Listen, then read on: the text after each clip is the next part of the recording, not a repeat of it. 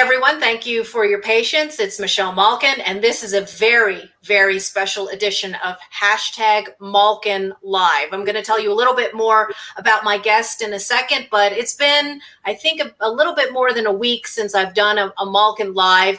And those of you who've been tuning in on Facebook, on Twitter, and on YouTube know that I have done my best to bring you stories of whistleblowers and independent journalists and investigators who are exposing the election fraud and meddling that the rest of the corporate media wants to pretend doesn't exist. And as you know, here in the United States, the rush to coronate Joe Biden and to bury all of the meddling, the shenanigans, the obstruction under the rug is greater than ever. And of course, that makes it more imperative for independent journalists who are actually doing their jobs to shine as much light as we can, particularly on the election fraud involving a couple of key companies. And these names will be familiar to all of you: Dominion, Smartmatic, and Sequoia. As many of you know, I had Joe Altman on the show, a businessman here in Colorado who uncovered many of the very troubling and disturbing comments on social media of Eric Coomer, who is a former top-level official at Sequoia, who then moved on to Dominion Voting Systems. He is still the vice president of strategy and security there, and the incestuous ties between those companies and others, of course, is something that is labeled a so-called conspiracy theory by people covering up all of this corruption. Without further ado, I'm going to bring in my guest. Welcome to Malkin Live, Attorney Glenn Chong in the Philippines. How are you doing? Thank you, Michelle, for having me in your program. I appreciate it, and thank you for getting up early. Thank you for getting up early. You are a familiar name already to many of the folks in my audience who've been doing a deep dive into the company Smartmatic. But for those who aren't familiar, you are known as the top election clean election whistleblower, watchdog, investigator, and you have had encounters with Smartmatic dating back all the way to 2010, and you have gathered an amazing amount of evidence on election manipulation in the Philippines in 2010, 2013, 2016, and 2019. I want to give you an opportunity to talk a little bit more about your both your political and professional background and how you got ensnared in all of this. Actually, I was first thrust into politics in 2007. That was our last manual elections. I virtually ran. I was nobody, virtually nobody. I was up against the political dynasty that controlled our entire Ireland. The father, I was up against the father. The father was the congressman. The son was the governor. And then his other sons were mayors. And I was actually leading a pack of neophytes. We were all neophytes when we ran. And then after the elections, I won as congressman. I defeated the father. I was able to defeat 3 of his mayors out of 8. And more than half of all local councillors, we were able to carry on with us and win. So the political landscape was changed. Then in 2010, of course, I complied with all of my promises to our people. I think that was the only time that a politician, I don't really look at myself as a politician, but to convince people to vote for me, because I was nobody, I had no political position right from the start. And I have no projects to show to the people. So what I did is I wrote them a letter, and then a half-page letter, and then the other page, I listed out all my projects, my promises, what I promised them, like a school bus system, healthcare projects. Then I signed it. That was the oath. I don't think that in the Philippines, politicians promise you anything, but they will never comply with their promises. So I put my promises in writing. I signed it, And then I printed about 100,000 copies because we only have 70,000 voters at that time. So I distributed it, and I think the people believed in me. They voted me to office. So then I complied. The most important projects I really my signature projects was I bought 13 air-conditioned tourist buses from South Korea because that's what the funds could fit. So I operated it on a daily basis. I pick up all the high school students in my barangays. These are the smallest political unit. Send them to school and back without paying anything. They don't pay anything. It's all funded by the government. And it costs only roughly $250,000 to operate 14 school buses in one whole year. That's $250,000 for 14 air-conditioned buses for one whole year, serving 7,000 high school students every day. And then I also bought a mobile clinic. I staffed it with 32 doctors, dentists, nurses, and physical therapists. I went around every barangay every single day on medical mission. And I also accomplished 528 barangay projects in 3 years. And that is one barangay project was completed every 2 days while I was in office. That's on the average. One barangay project is completed every 2 days while I was in office. So I was pretty much confident that I would win re-election in 2010. So I ran again, and that's when Smartmatic first entered our elections in 2010. So this is the first that we actually discovered. About 5 days before the election, or election day, before 5 days before election day, under Philippine law, all voting machines must be finally tested and sealed. So the election tellers will have to go to the precincts, put in 10 ballots, count the votes physically, and compare it with the results. So, and then they will test, that is the final testing, and then seal the machine, ready for election day. So 5 days before the elections in the Philippines in 2010, everything gone already.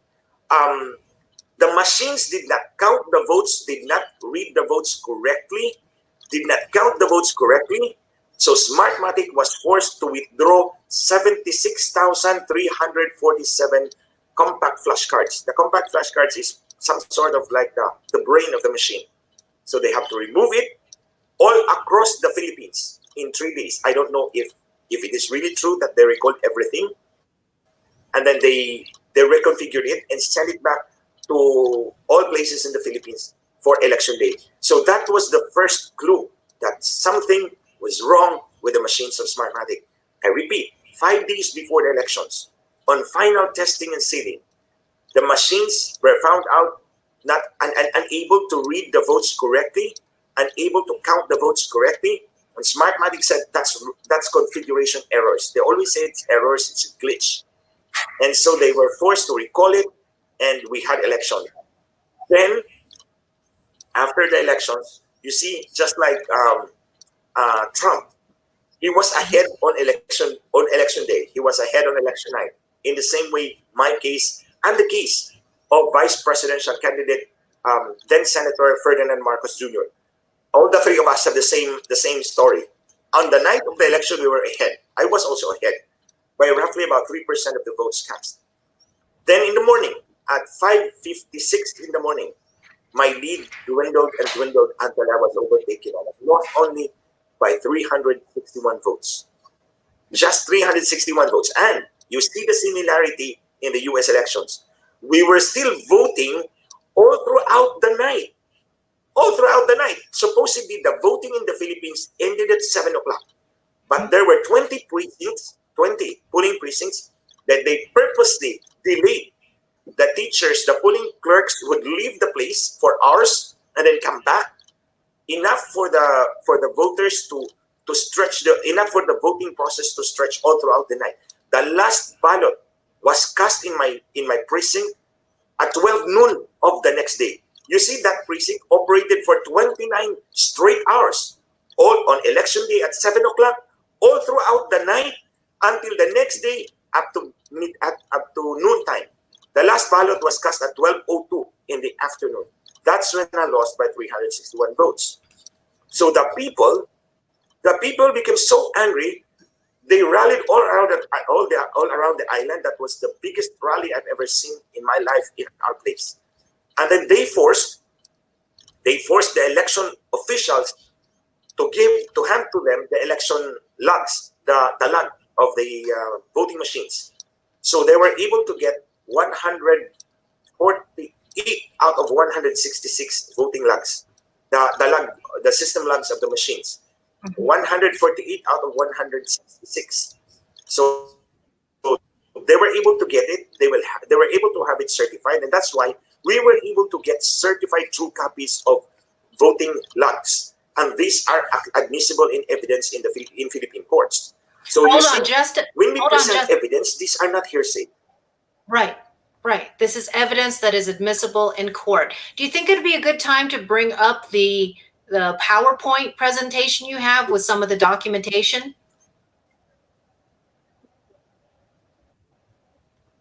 Yeah, we can show the first part because the first part Yes. concerns 2010. 2010. Okay, great. All right, let me make it full screen and you can see it as well, right? Okay. Right, you see it?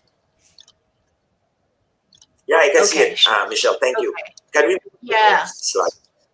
Next slide. Here we go. And audience, I want you to follow along with this, and I will also be posting, with Glenn's permission, the PowerPoint on my blog so that you'll be able to reference these slides. Is that okay, Glenn?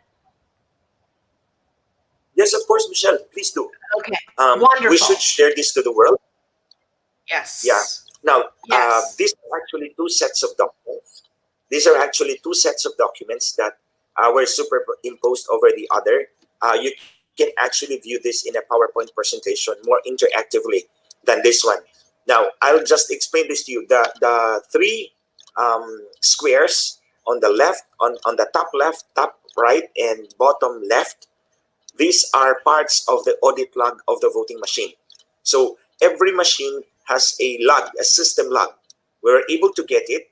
As a matter of fact, if you take a look at this document, they are signed. That means they're certified true copies of the log. So it says there on the top left, it says audit log. That's precinct number, that's voting machine number 7805002. This machine was unable to transmit. Look at the bottom left. At the bottom left, it says zero successful transmission to 3 servers, because the voting machine are supposed to transmit to 3 canvassing servers. Now, it says there that 0 successful transmission to 3 servers, meaning to say the machine was unable to transmit any result at all. The top right shows that it was shut down at 8:39 in the evening of election day. That's May 10, 2010. At 8:39, it was shut down physically. It was packed. Yet, at 11:23 in the evening, 1 hour and 44 minutes later, the one in the center, the one in the middle, that's another log. That's the log of the canvassing server. A PICOS is that's precinct count optical scan. That's the voting machine. A PICOS connection attempt was made to the server at 11:23 in the evening. It was received, it was processed, and it came from which machine? Machine number 7805002. So the question now is this. The voting machine clearly stated that it was unable to transmit any election result to 3 servers.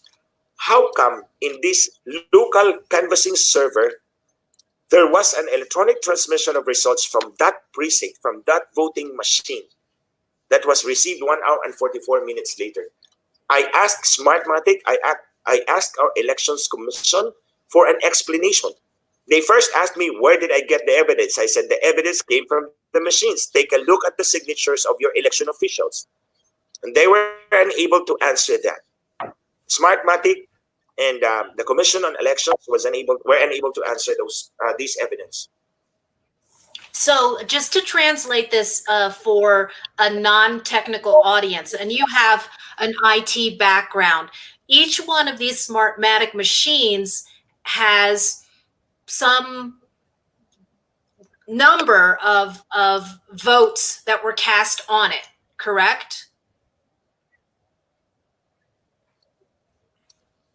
Pardon, Michelle. Sorry. So Each machine.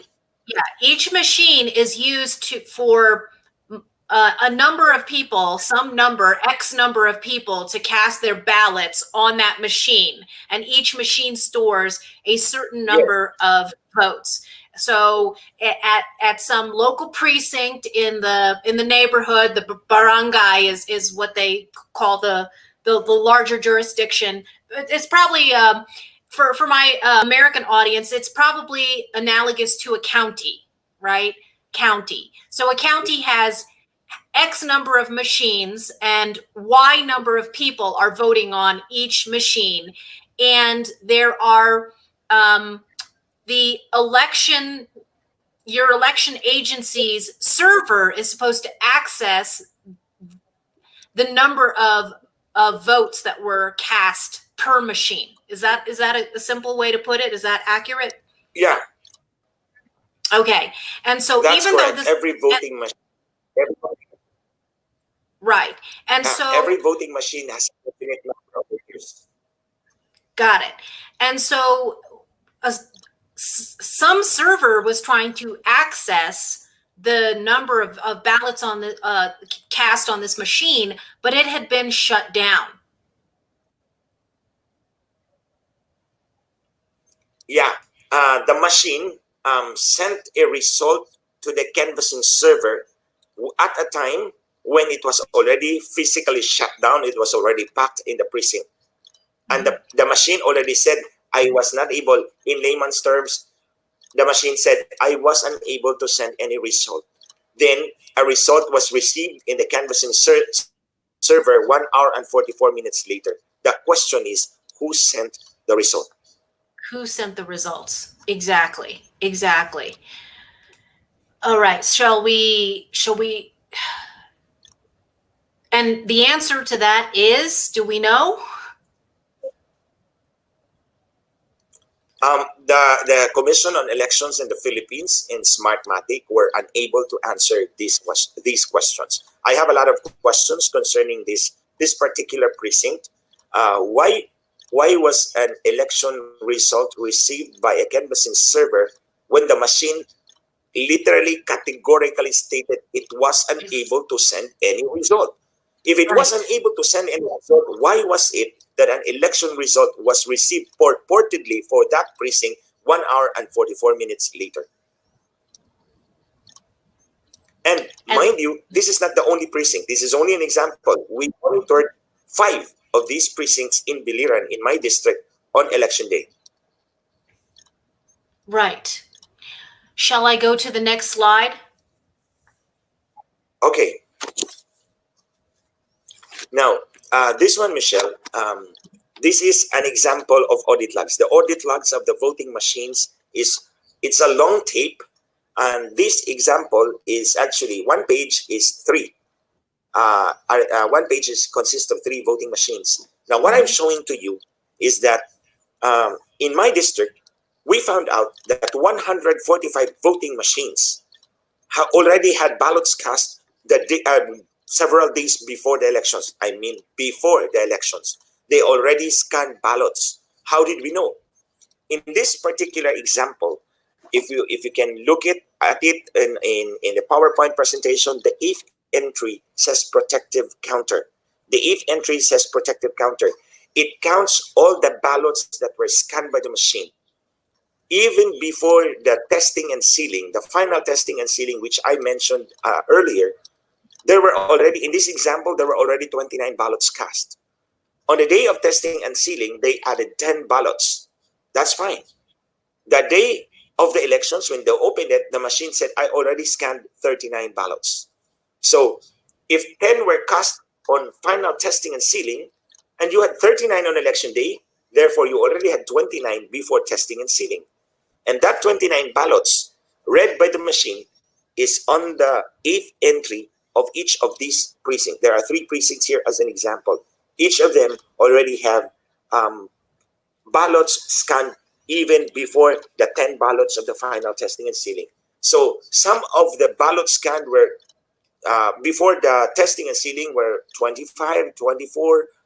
There were also 40, and the biggest one is in my own precinct, 139. It had Wow. already 139 ballots before the final testing and sealing, and they were carried over onto election day. So all in all, in my district, 4,114 ballots were already scanned by 145 voting machines days before the elections. And just to clarify, in the Philippines, everyone is supposed to vote on election day. You don't have absentee or mail-in ballots, and so therefore, or do you? We don't have mail-in ballots, but we have Mhm. absentee voting. But the absentee voting is specific only to the military, and they have specific voting machines. In our case, we have no mail-in ballots. We have no absentee voting. All voters voted simultaneously on election day. Okay, so I just want to make this clear for people because it is shocking, and it's exactly the kind of evidence that people are looking for here in the United States now. Just to make it clear, what you're showing us is documentation that ballots and votes were preloaded onto the machine and counted before the machines were even supposed to be turned on for same day voting on this election in May 2010. Is that right? Michelle, the term preloaded is exactly the same term I'm using here in Manila. Preloaded votes, preloaded ballots. Again, I point this out to our audience. Look at these pieces of documents. They are signed. If you take a look at these documents closer, it says certified true copy and signed by the elections officer of every municipality, every town, every city. Here, just above the figure +10. The other one is on the second column, between the second and third column. They are signed. Each of these documents are signed, and they are admissible in our courts in the Philippines. And just to repeat again, tell me how many votes had been preloaded in your election and how many machines were involved? I think we have 70,000 voters. About exactly 4,114 ballots were already scanned by 145 voting machines days before the elections. That's over around 6 or 7%. That's Wow. quite significant. It is hugely significant. And here in the United States, where a significant number of elections are within a 3% margin, and the average amount of fraud is estimated at 3 to 5%. I mean, that makes all the difference in a close election. Yes, exactly. Right. And so You that's see, enough. Right. um, even if I had even if 4,114 ballots had already been preloaded against me, because obviously I was not the one who paid Smartmatic. By the way, in the Philippine context, our public offices are being sold like fish and meat in the market. I have charged them publicly and categorically about selling our public offices by way of cheating our elections. I was not the one who paid them. It was my opponent. Yet, on the night of the election, I was still ahead by about 5% of the votes cast. So all in all, I was ahead by 12% of the votes cast. They all wiped it out in one single night, a few hours only, for a few hours.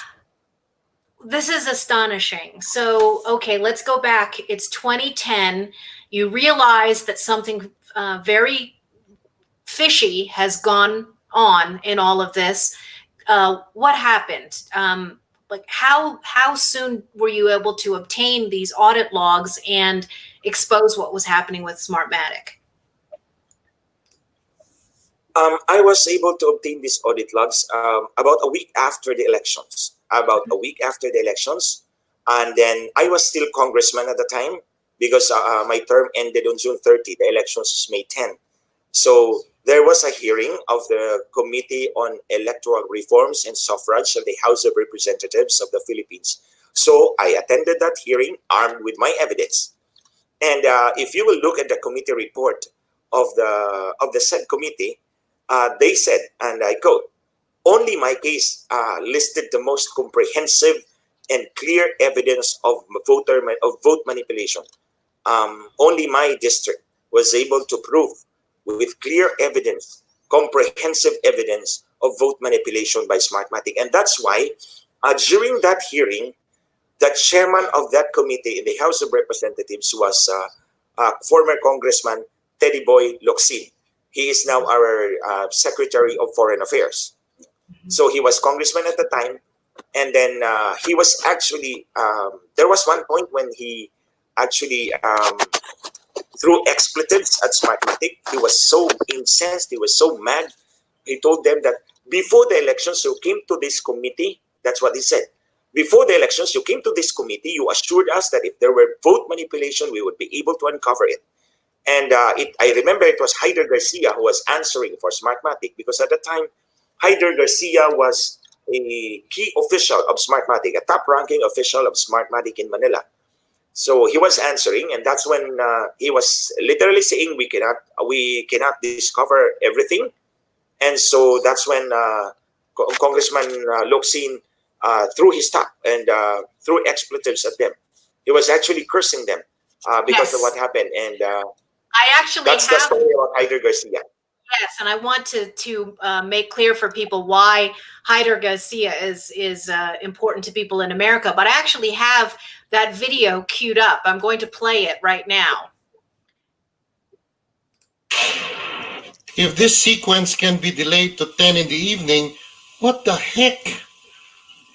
My God. Sir, Your assurance was that anything that happens between 7 a.m. and 7 p.m. would be reflected as 7 a.m. to 7 p.m. I didn't know that 7 a.m. to 7 p.m.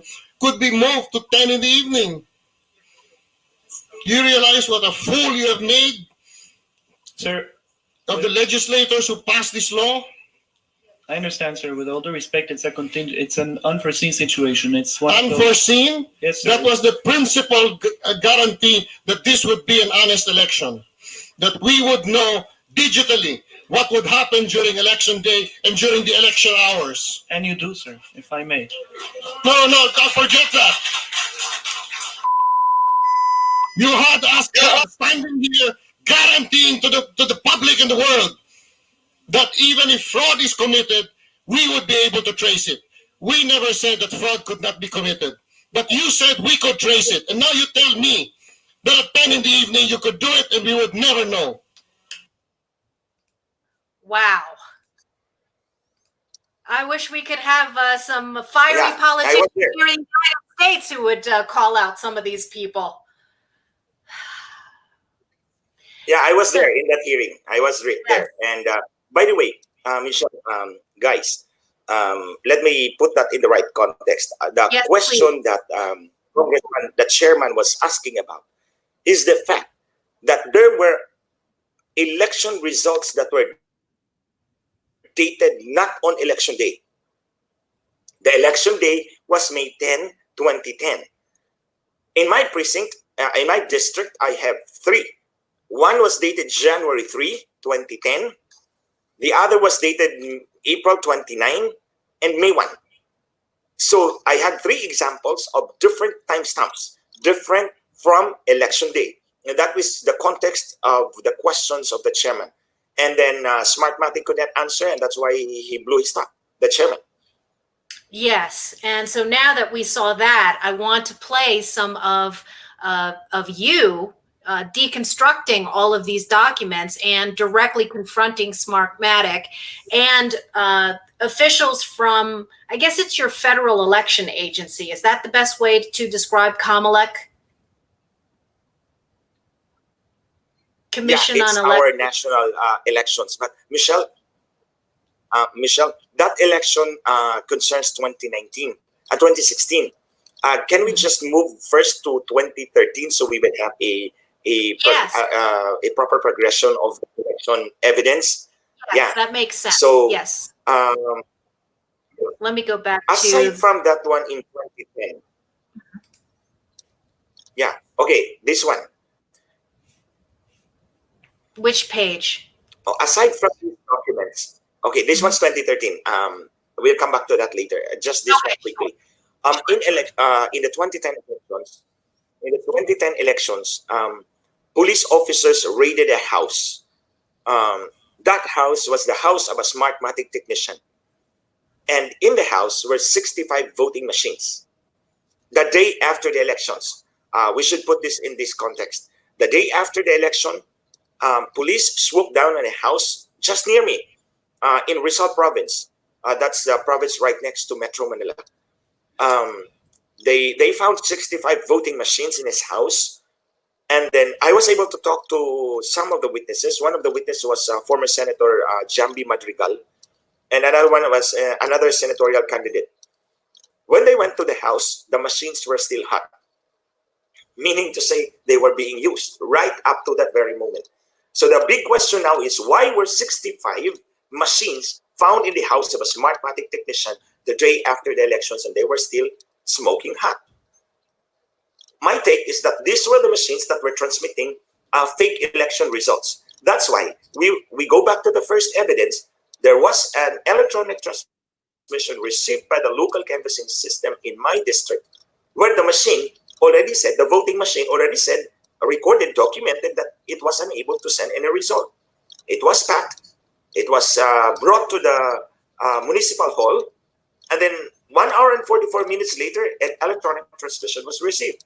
Most likely, it came from the house of the Smartmatic technician with 65 voting machines in his house, running all throughout the night, so that when the police came down to his house, swooped on his house, the machines were still smoking hot. Wow. That's just unbelievable.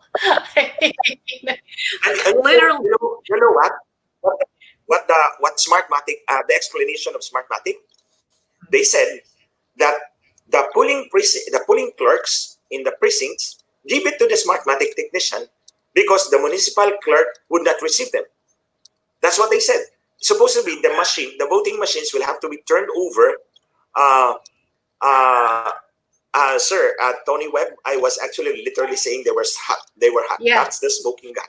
Yes, Literally, that's the smoking gun. They were literally for sure. hot. And I said, smoking. Yes. Yeah, and then they said that the municipal clerks refused to receive the machine. So the Smartmatic technician brought them to his house. So what a convenient excuse. Right. That's their explanation. Municipal clerks refused to receive the machines when they were under instruction, under specific instructions to receive them from the polling clerks. The municipal clerks did not receive them. The Smartmatic technician brought them to his house and stored them there. But they were still hot the next day. Wow.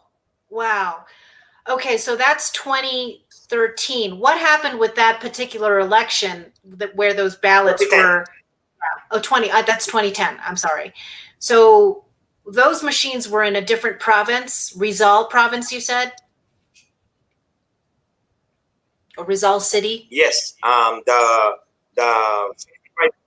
65 voting machines were in Rizal province. My district is in the Visayas. Got it. Right in the middle of the Philippines. This one's in the northern part of the Philippines. Yeah. Got it. Got it. Okay, so then that gives us more context. So that's still 2010. So then 2013 elections come around. By the way, there's one more. There's one more in 2010. And you will, this is really funny. This is really funny, guys. Okay. In the I was still congressman at the time, so I had free access in the House of Representatives, where the presidential presidential canvass was being conducted at the time.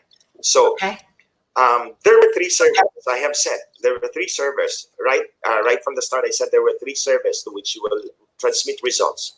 The first one was to the local server. The second one was to the National Elections Commission for senatorial count. Then the third one is to the presidential count. Now, according to the website of the Commissions on Elections in the Philippines, we only had 50.7 million voters as of January 2010. At January 2010, we have 50.7 million voters. However, at the senatorial canvass, it was found out that the total registered voter climbed to 153.9 million, or 3 times our actual registered voters.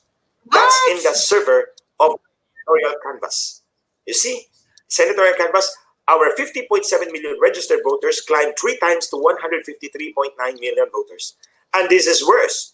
In the presidential canvas server, our total registered voters jumped to 256.7 million voters, or 5 times the actual registered voters. The question now is, which is correct?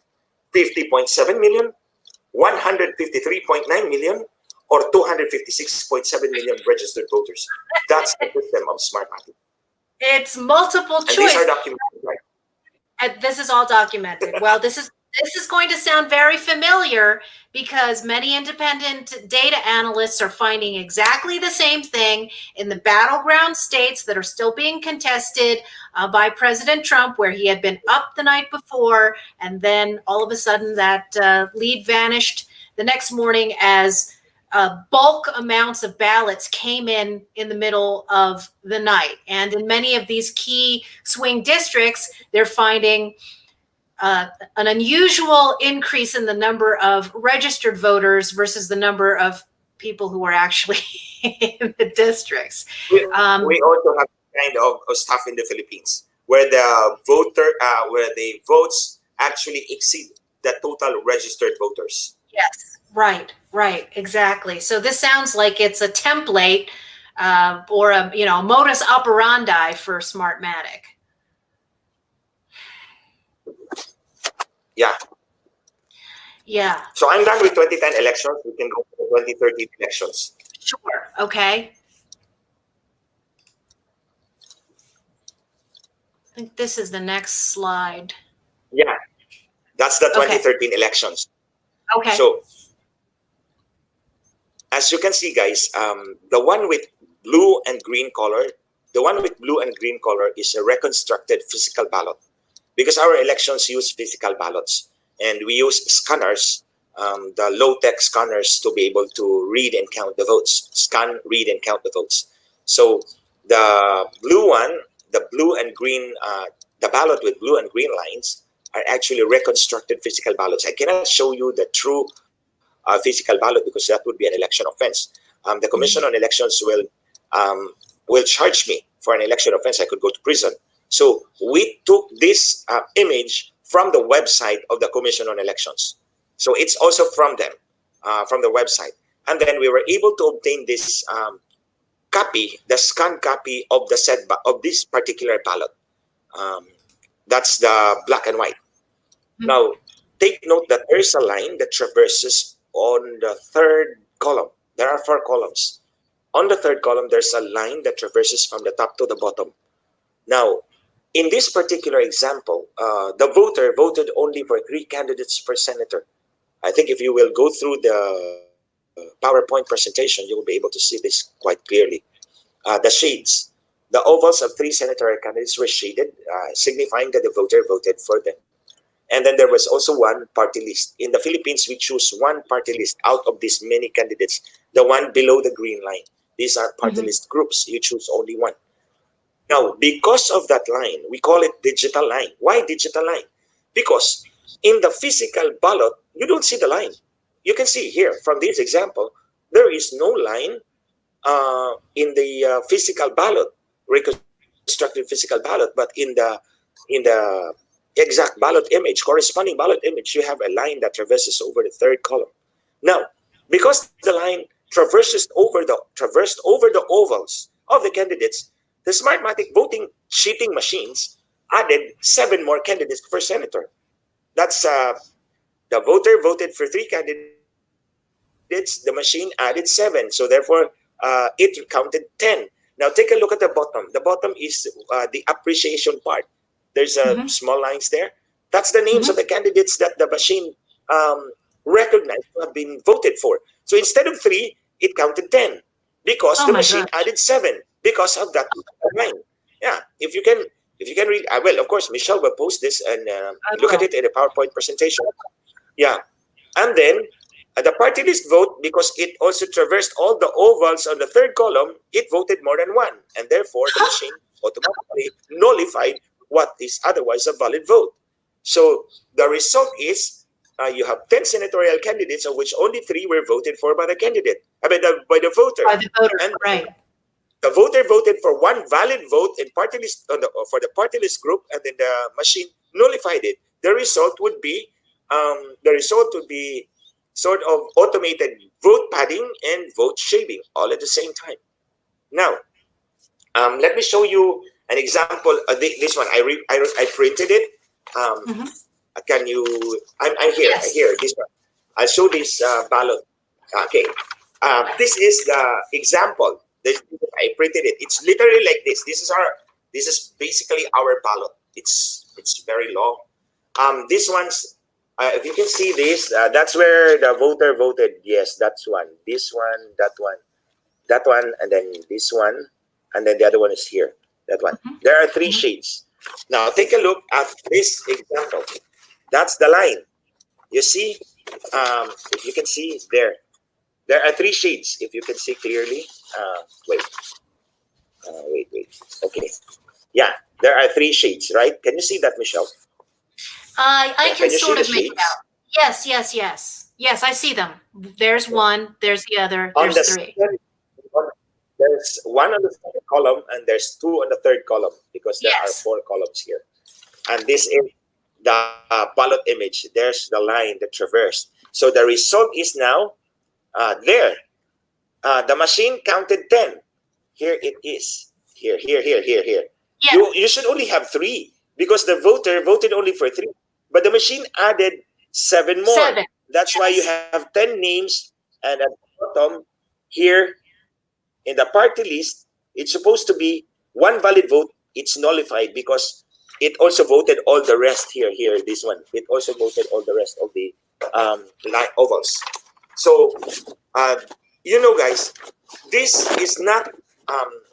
This occurrence did not happen only in the Philippines. In the 2013 elections, there was also a parliamentary elections in Mongolia. I don't know if it was parliamentary or presidential elections in Mongolia, just to the north of us, north of China.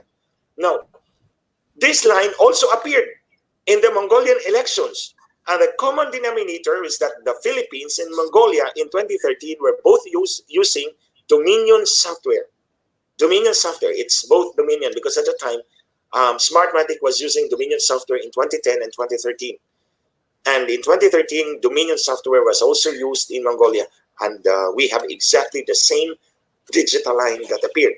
So you'll see, guys, when we were in the Senate of the Philippines, we had a hearing at the time, because I am a regular resource person there on issues of election fraud. Yeah, I'm a regular fixture of the Senate Committee on Electoral Reforms and Suffrage and the Joint Congressional Oversight Committee on the Automated Election System. So I'm always there every hearing. That's when we discovered this digital line. And you see, guys, the explanation of Smartmatic and the Commission on Elections, they said it's dust. That's why there's a line that traverses them. Then I refuted them. I said, if this is dust, then the shape should have been irregular, not linear, not straight line. It should have been irregular. And how do you explain, while we are in temperate tropical Philippines, how would you explain the same phenomenon in cold Mongolia? So they were unable to explain that. So during the hearing, I was able also to present. The Senate committee forced the COMELEC to open up samples of the ballot images. So we opened up roughly 200,000 ballot images. That's on the next slide. But that's on the next slide that I'm supposed to show to you. But since the PowerPoint presentation is not available in StreamYard, you can view this in Michelle's page, where she will post this. You can actually, this one, you can actually trace the votes. In this case, I show 2 votes for senators. Yeah, 2 votes for senators. And then the machine added 9 more votes. So you had 11. And then at the reverse side of the ballot, you can see it from here. But in the PowerPoint presentation, I would encourage you guys to dig on this evidence. 9 councillors were voted for, but then the machine added, I think, 5 more. So the result was 13 votes, but the maximum is only 12. So all the 9 votes were nullified. So the result would still be automated vote padding and vote shaving. That's another example. This one is a different example than the one I've shown you a while ago. And then these pictures, these are the ballot images that we have examined. I'm showing you evidence that we actually examined these ballot images. And that's 200,000 of them. 31,000 had ballot digital lines, or 15% of the ballots cast. So out of 41 million ballots cast in the Philippines in the 2013 elections, up to 6.8, 6.5 million ballots could have been manipulated with the digital lines. And during the Senate, I presented this. I presented the extrapolation because I'm also a certified public accountant. I'm not only a lawyer, but I'm also a certified public accountant. I do audits according to generally accepted auditing standards. So it's exactly the same auditing standards that I apply in this investigation. So I extrapolated the numbers, and the Senate chairman asked the Philippine Statistics Authority if my extrapolation is correct, and they said, yes, that's correct. So based on 200,000 ballot images examined, 31,000 had digital lines representing 15.64% of total ballots cast. Total 6.5 million to 6.8 million ballots were manipulated in the 2016 elections, 2013 elections in the Philippines. And that's confirmed. The figures are confirmed by the Philippine Statistics Authority. Wow. Wow. I think this is so important because many people here are dismissing the idea that manipulation on that scale could have occurred in our country, and yet it occurred in the Philippines, and the same digital line that resulted in the automated vote padding and shaving appeared in Mongolia. And I watched an interview with you where you noted that there were watchdogs in Argentina who had contacted you as well because of problems with Smartmatic there. Is that correct? Actually, the one who contacted me was a technical consultant of the opposition party in Argentina. The name's, no, I cannot just mention the name here. She's a technical consultant of the political opposition in Argentina. They were so afraid of Smartmatic because they already heard that Smartmatic was manipulating elections everywhere. And then nobody's noticing them. It's only in the Philippines that all this evidence came out and were able to confront them. Actually, guys, Michelle, I have been publicly challenging Smartmatic and the commissions on elections for a public debate. I have been repeatedly challenging them, both inside the Senate halls and outside in mainstream media and in social media. I keep on challenging them to a public debate. I told them, all of you guys, all the 7 commissioners of elections and Smartmatic against me alone. You choose the date, the place, and the time. All I need is for my security to ensure the place is inspected and my security is guaranteed. That's all that I would require. There was even one time, I think just a couple of months ago, I challenged them. I told them, you fill in the Philippine arena with your audience. Fill in the Philippine arena. I think the Philippine arena has a capacity of 50,000 to 100,000 people. Fill that up all with your audience. I will show up. I will debate with you alone, and all of you on the other side. Let's talk about evidence of election fraud. Of course, they never accepted my invitation. They never accepted my challenge. And in 2013, no, that was going to 2016 elections. We're going to 2016 elections. No, sometime in 2014. We're progressing by time. So sometime in 2014, we were talking about this election fraud on digital lines. I was in the Senate hearing during a break. A member of the Commission on Elections Advisory Council, the name is George Quintanar, came up to me and actually bribed me. He said that if you would just talk to the chairman of the Commission on Elections, there will be no more problem for you in your district. That's what he said. Wow. So he said, don't insult them, because honestly, guys, it is unparliamentary to point your fingers at other resource persons. In the Senate, I've mentioned before that I've been a regular resource speaker, in a resource person in all Senate hearings. But I'm the only guy who could point my finger at the chairman and the commissioners of elections in the Philippines and Smartmatic. I purposely did it, that I point my fingers at them, although I know it's unparliamentary, but I want to show to them that here is a guy who will never surrender to you. Even if you hold the keys to my political career or whatever that is, I will never surrender to you. I will keep fighting for my people, for clean and honest and transparent elections. So I keep pointing at them. And that's why he came up to me on that day, August 14, 2014. August 14, 2014. He came up to me and he said, guys, Glenn, Congressman, don't embarrass them. If you will just talk to the chairman, you will have no more problem in your district. I will set up a meeting with you so that you can talk together privately. I know it was a bribe, so I told him flatly, I will keep fighting for my country. There's no price to the principles I believe in, I fight for. So I went up, I was looking for the chairman because I wanted to create a scandal at that time. It was my best opportunity. I was bribed right inside the Senate session hall. So I went over, I was looking for the chairman. I think he went to the comfort room. I could not find him, so I could not do my scandal script. So I went to the front where his executive assistant was there, and in front of the legislative staff, I shouted at him several times. I told him, don't ever send someone to bribe me ever again, because you can never bribe me. I am not for sale. I'm not like any other politician in the Philippines. I'm not for sale. And I will keep fighting for my country because I believe what I'm talking about, what I'm fighting for.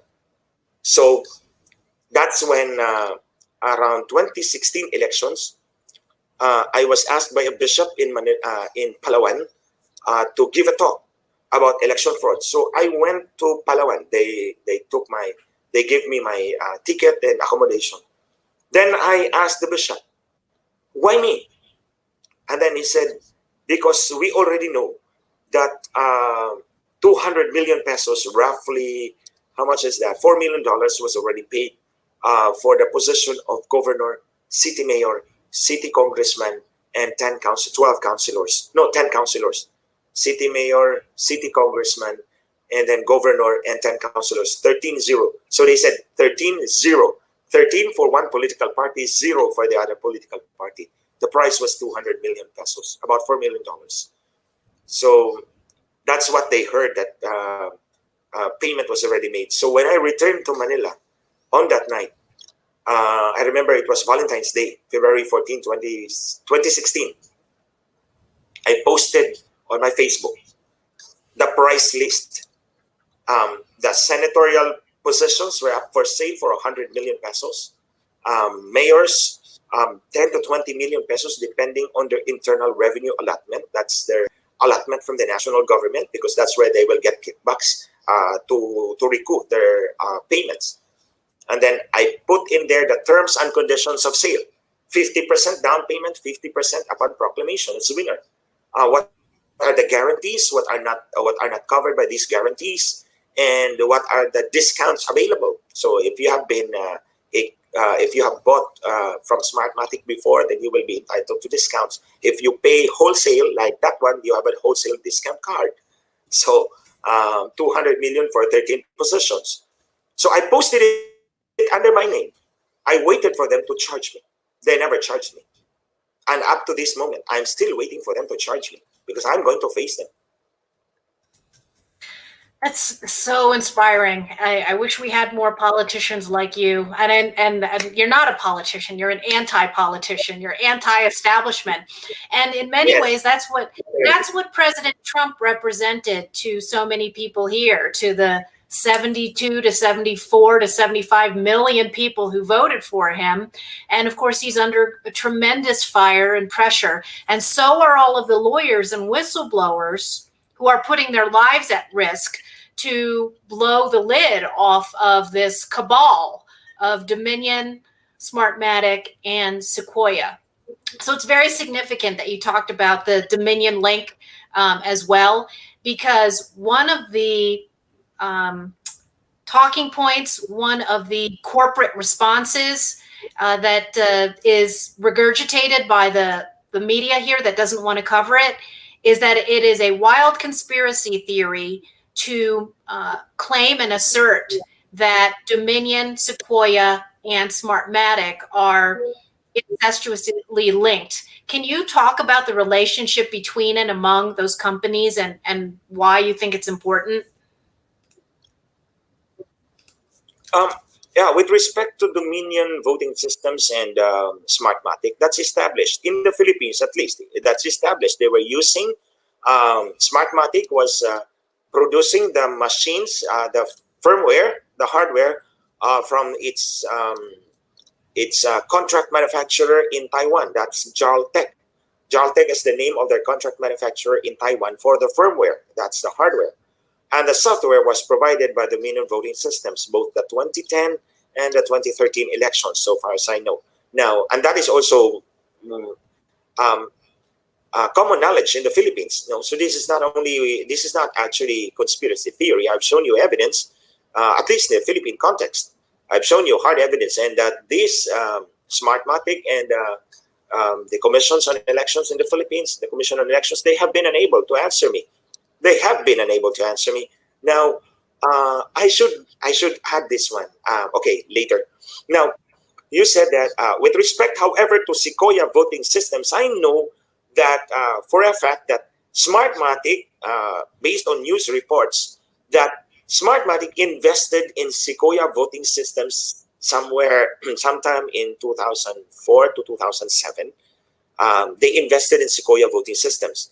But because it's a foreign investment, it's subject to investigation by the Committee on Foreign Investments in the U.S. That's CFIUS. That's right. By the Treasury Department. By the Treasury Department, the U.S. Treasury Department, if I am right. If I remember it right. That's Committee on Foreign Investments in the U.S. So what happened was that Smartmatic did not want to be investigated. They bailed out of Sequoia. That's what I know. But in the 2016, in the run-up to the 2016 elections, and this is what you should know, Smartmatic was bragging that it had its footprint in 50,000 machines in the United States. They were bragging that 50,000 voting machines in the United States had a footprint of Smartmatic. Footprint could be a financial ownership of the vendors directly or as subsidiary. It could be ownership of technology, ownership of intellectual property rights. So that's that's what I understand the footprint, their meaning for footprint. It could be intellectual property ownership, ownership of technology, or ownership of shares as subsidiary. So, or wholly owned subsidiaries or partly. So this is what is meant by their footprint. And they had footprints in 50,000 machines in the United States. That's what they were bragging about. And then we made noise here in Manila, and then they pulled it out. They removed it from the website. They deleted the information. Yeah. Yes. That is happening a lot as well with Dominion and documents related to its contracts here in the state of Colorado. Documents disappearing, then reappearing with redacted information, and it's always just a glitch. It's always just a glitch, right? Redacted information. Redacted information. That rings a bell to me. The contract of Smartmatic with the Commission on Elections in the Philippines, we saw documents which are also redacted. So it's a common occurrence. I think between the Philippines and the United States, if you see redacted documents, it's the same thing in Manila. With respect to the contracts of Smartmatic, we saw redacted documents. Wow. Now, Michelle, guys, I would like to go back to 2012. There was a hearing once in the Senate of the Philippines. I remember the Senate President barged into the room. We were having a hearing. The Senate President barged into the room and shouted literally at us. That's Senator Juan Ponce Enrile. He challenged all of us. We were there, seated across them, and I was seated actually on the side of the chairman and the Senate President. And he said that, prove to me that someone is occupying public office by virtue of cheating. Prove to me. So he was calling one by one because we have nameplates in front. He was calling one by one, and nobody was able to satisfactorily answer him. But because he could not see me, because I was away from his line of sight, I was seated across. Along his line. I wrote a note to the Senate, to the chairman, and I said, I'm taking up the Senate President's challenge. So he told me, do you mean I won by cheating? Of course, I said, I can prove that you can win any elections on the merits without cheating, but I have evidence to prove that there was cheating in my district. So he allowed me to present all this evidence. So the one I'm showing you now, in the 2010 elections, there are actually more. I could not send everything. There's actually more. I presented them before the Senate President in front of the 7 commissioners of elections. So after that, the Senate President said, you, Commission on Elections, COMELEC, you answer this. And you see the answer of the Commission on Elections is this: Your Honor, can we answer that in executive session? So because I was presenting the evidence, they were asking, is that certified true copy? I said, yes, go over each and every page. It's signed by your election officers. So I said, can we answer that in executive session? So then the Senate President said, okay, let's go into executive session. Then the chairman whispered to my ear and said, don't go away, I'll listen for you. So I waited outside the room, the hall. I was in the hall waiting for 30 minutes. And then the moment the door opened, the chairman came out, he grabbed my hand and he said, let's talk. And then when we were inside the elevator, Richard, my personal aide at the time, he blocked him, the chairman blocked him, said, no, only us, including his staff, only the 2 of us. When the door closed, he cursed and said, they admitted that your case is a case of election fraud.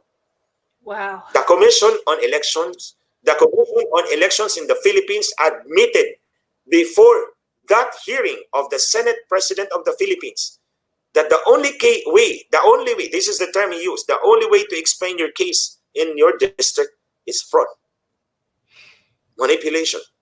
So armed with that admission, I already knew I was fighting a worthy battle against COMELEC and Smartmatic. And that's why 10 years later, I'm still here. I'm still fighting them. Oh, God bless. And so let's go to the What's that? I'm sorry, I missed that. 2016 elections. Yes, absolutely. Let me bring that up. By the way, here's a comment from Aubrey. She says, wow, this is some crazy testimony. God bless you, Attorney Glenn Chong, a true Filipino. Mabuhay po kayo. Can you translate that? It basically means long live. Long live, absolutely. Okay, so let me add this back in here. All right. So let's see. I think, Michelle, okay, this is already the testimony. If you want to show the video first before we go over these pieces of documents. Yes, I have this video. This would be the Senate hearing investigation of 2016 election fraud. This is you pinning down Smartmatic and your federal election agency, COMELEC, on the issue regarding early transmission of votes. Okay, let me bring this up.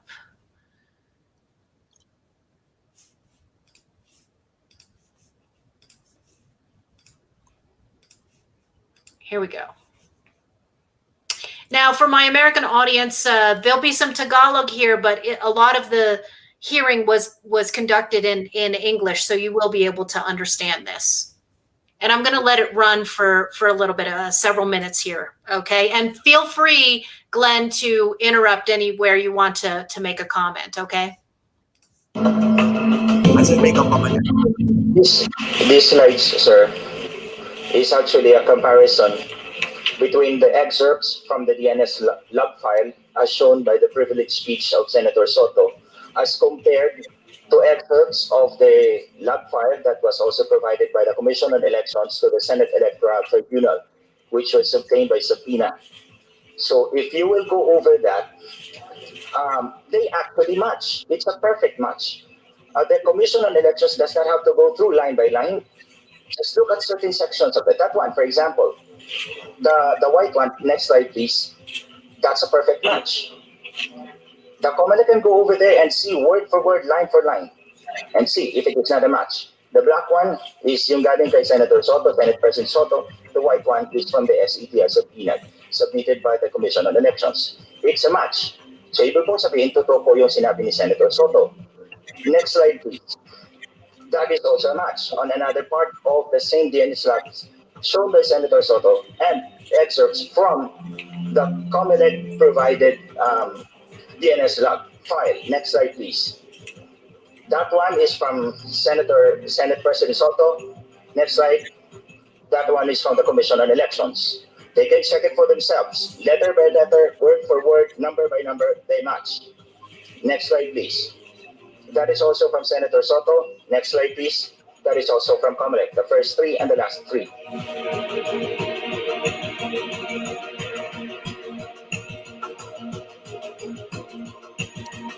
Now, kanina po, sinabi po ng Comelec, ang palusog po nila, and I would like to ask your honors, if that is their final answer, that if these early transmissions are final testing and sealing, is that po the final answer of the Comelec?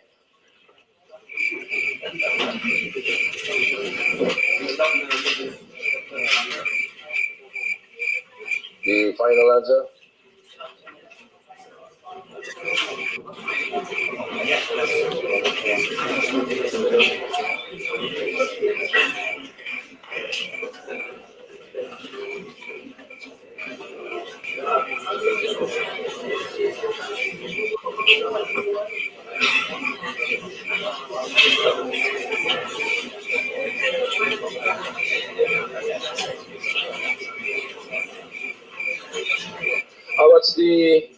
What's the answer? The person in charge of the transmission, sir, is Mr. Roderick Ilagan. May I ask him to respond to the question, sir? Based on the lot, sir, I cannot determine if this is a final testing of sealing because it just says a query. It does not say a transmission yet, but a query on the network. Sir, ang ibig ko pong sabihin is, pinanindigan po ba ng Comelec na yung early transmissions are final testing and sealing? Yun lang naman po eh. Kasi ito lang yung sagot nila. That's final testing and sealing to explain na merong early transmissions. So I'm asking the Comelec if that is their final answer po, because I'm going to answer them also. Obviously, that's the only answer that they could give. So ang question po ngayon, bakit may nagtatanong na po sa May 8 pa lang? Ang sagot po ng Comelec, final testing and sealing yan. Kaya po, gusto ko pong malaman if it is a final answer nila, including Smartmatic, because noticeably Smartmatic is very silent. Kasama po sila dyan, because if pinanindigan din na final and testing and sealing po ito, then I will counter them with my next slide, sir. Good morning, sir. I believe these are final testing and sealing or diagnostic transmission result. By the way, I just want to stop there for a second because I want people to know who this is. Glenn, this is Hyder Garcia, correct? Right there, who was answering? No, Hyder Garcia left the Philippines after the 2010 elections because he was already a potato. That's what they usually do when they become so controversial in Manila. They throw them out of the country. This one is Eli Moreno. He's the president of Smartmatic. He is Eli Moreno. Okay. All right. Let's continue. It's getting hot. The only way to assure that is to look at the logs of the VCMs because as it's been stated, these are logs of the DNS and it does not show any type of result being transmitted. Sir? Yes, sir, that is all. That's exactly what I want to hear. Next slide, please. Transmission code 1730 refers to the municipality of Ragay, Camarines Sur. Next slide, please. Ito po yun, ang transmission code 1730 sa kay Senator Soto. Then the next one, press po. 1730 also in the Comelec Club. Next slide, please. That is a list of all the audit logs as Smartmatic is telling us, Your Honor, they all bear the code 1730. So iniisa-isa ko po yan. I spent several hours going over each of those audit logs. Next slide, please. It looks like that. That is the audit log, the record of all events, transactions, occurrences within the computer, within the BCM that is recorded in detail by the machine. So isa-isahin po natin, Your Honor. Please po. Makikita po natin that the system was shutting down on May 5. Then it was restarted on May 9. There was no transaction on May 8. Next slide, please. I'm showing you 10 examples out of 62 precincts, but I have already examined them. Isa-isa po, wala pong May 8. There was no transaction whatsoever on May 8. It's all May 5. All testing and sealing occurred on May 5.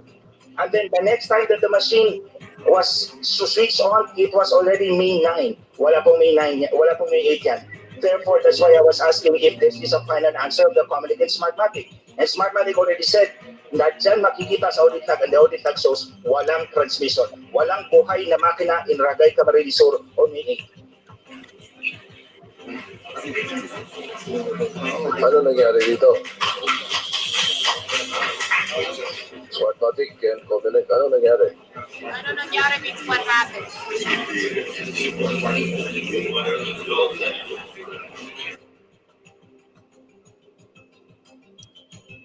So we need an explanation kung ganun. Kasi sabi nila, it's a final answer, final testing and sealing, and it's their final answer. Now, we can show walang makinang buhay on May 8. Now, sino ang nasusundan na kita? Yes, sir. Hindi ako Next slide, please. Sino yung nagpadala ng transmission ng May 8?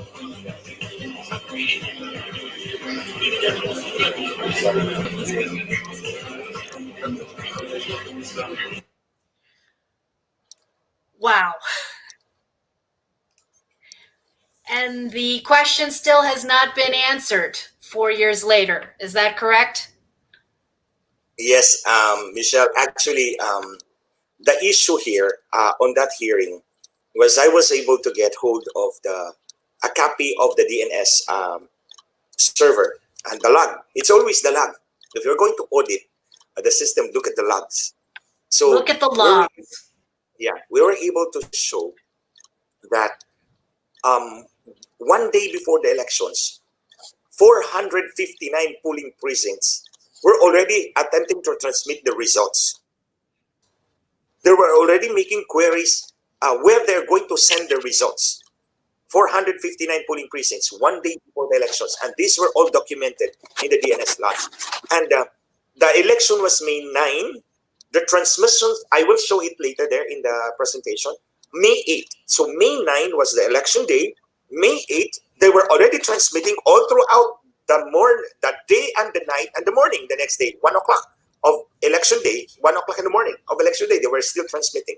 Now, the answer of the Commission on Elections in Smartmatic, and I've repeatedly said, I was asking, what's your final answer? I had Who Wants to Be a Millionaire? That was what was in my mind. Is that your final? I keep asking, is that your final answer? Because I wanted them to say yes, and Smartmatic categorically said yes, that is testing and sealing. We go back to what I've said earlier at the start of this program. I said that we have a final testing and sealing as required by law. So they said, that's final testing and sealing. So I showed them the logs from Camarines Sur, specifically in Ragay, because that was Ragay, the town of Ragay in the province of Camarines Sur. I showed them 60 audit logs. I showed them. Each one of these logs showed that the testing and sealing was May 5, not May 8. So, you see, let's go back. Election day was May 9. They were already transmitting election results on May 8, and then they blamed it. They said that was testing and sealing. Then I was able to show them all testing and sealing were made on May 5, not May 8. So therefore, Comelec and Smartmatic were lying to their faces. They were literally lying under oath. They were violating their oath to tell the truth at that Senate hearing. That's why you can see for yourselves, they were unable to answer. It took them a long time to answer a simple question of what is that? what is that Right. transmission. I will show Right. this later. After this, you can show the PowerPoint presentation. Mhm. I'll try to explain it. Okay, hold on. Let's bring it back. The share screen. Okay. Okay. Can we go back about 2 slides up, Michelle? Mhm. The one before the one before that. I think yeah. That one. Okay, the one next after that. The one next. Okay. That is this one. This okay. The first one. The first one. Yeah. Okay, this one. I'm showing you copies of ballot images in the 2016 elections. This is another racket of Smartmatic and the Commission on Elections. The first ballot, the one with sequence number 127, was followed immediately by sequence number 222. So the question is, the first 127 ballot images had sequence numbers of 1 to 127 consecutively numbered. Why all of a sudden it jumped to 222 and so and then consecutively after that until it ended? The danger here is that the ballot images sequence number 128 to 221 could have been removed and replaced. Sequence number 128 to 221 are missing. They could have been removed and replaced, and that's why they replaced it. The sequence number exceeded the registered voters who cast their ballot on election day. That's shown on the next page. On the next slide, Okay. please. Okay. On the next slide, please. Yep. That one. Yeah. Here. The statistical data from this polling precinct in Pili, Camarines Sur registered 767 registered voters. The actual votes cast is 612. The ballot images is 612, but the last sequence number is 767. How on earth is that? How would Smartmatic explain that? The sequence number should be 1 to 612. 1 to 612 because that is only the number of ballot images stored, supposedly. Only 612 voters cast their ballots and 612 images were taken. How come the sequence number jumped to 767? It's here, 767, and then here below that is only 612, the ballot images. Why? Because they removed the ballot images in the middle and then added it at the later part. That's why it exceeded 612. So meaning to say, the machine did not replace it in its original sequence number. For example, 1 to 50, then 670 to 100. They removed 51 to 69. The machine will no longer refill it if you are going to fill it up with fake ballot images. It's not going to fill it up with the same sequence number. It will add up to 101, 102, 103 until 119. And so that's why the sequence numbers here exceeded the number of ballots cast, because somewhere in the middle, those ballot images were removed and replaced, and then they were added at the bottom.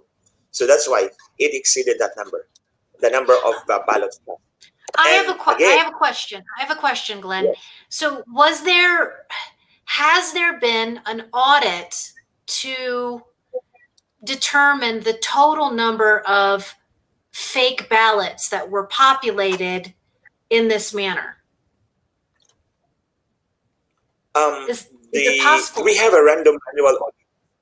Mhm. No, we have a random manual audit, but it covers only about 750 precincts out of 90,000 precincts.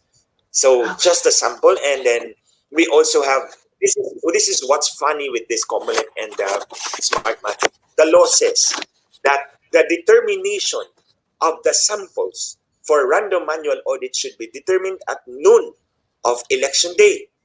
That's the law. The law says the determination of the sample for random manual audit should be determined at noon of election day. You see, Comelec and Smartmatic already knew. They drew up the lots already 3 days before the elections.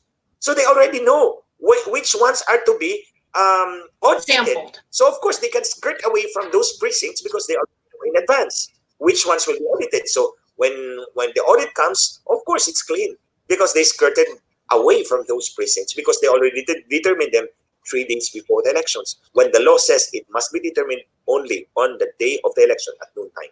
Oh my gosh. So not only is the election rigged, but the audit process is rigged as well, of course. Yes, that's correct. Not only the election process is rigged, but the auditing procedure manner is also rigged in order to cover up this vote manipulation. Can we go to the next slide, please? Of course. Yeah. Okay, this one, this concerns the 459 early transmissions. We call it early transmission because they were transmitted 1 day before the elections.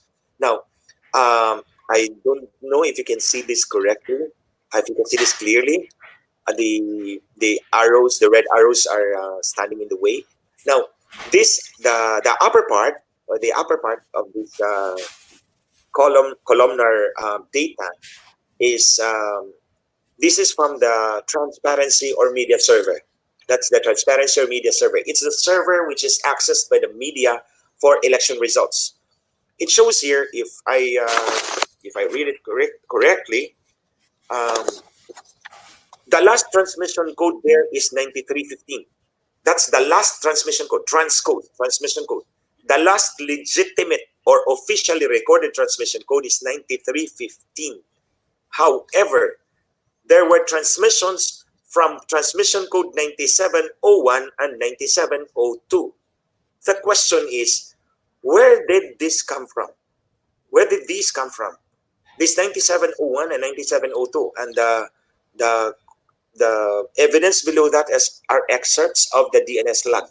It shows attempts to transmit results from transmission code 9701 and 9702.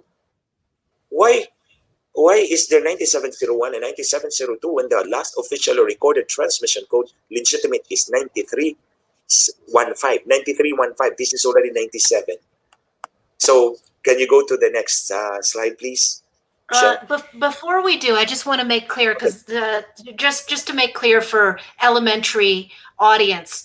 So if you're joining in late, what Glenn has been talking about is the fact that there was early transmission of ballots cast before the official open of election day. And so This is what we're talking about when we talk about preloaded votes on the Smartmatic machines. There are multiple servers by which you can access the voting data.